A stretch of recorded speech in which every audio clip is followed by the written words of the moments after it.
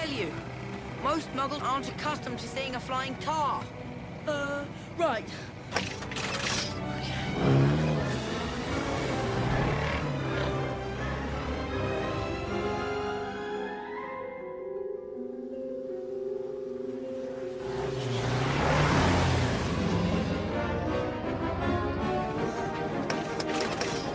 Oh no!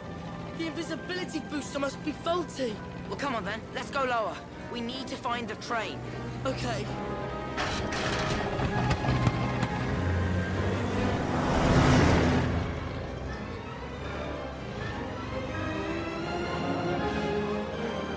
Now all we need to do is catch up with the train. We can't be far behind. Do you hear that? We must be getting close. Hold on.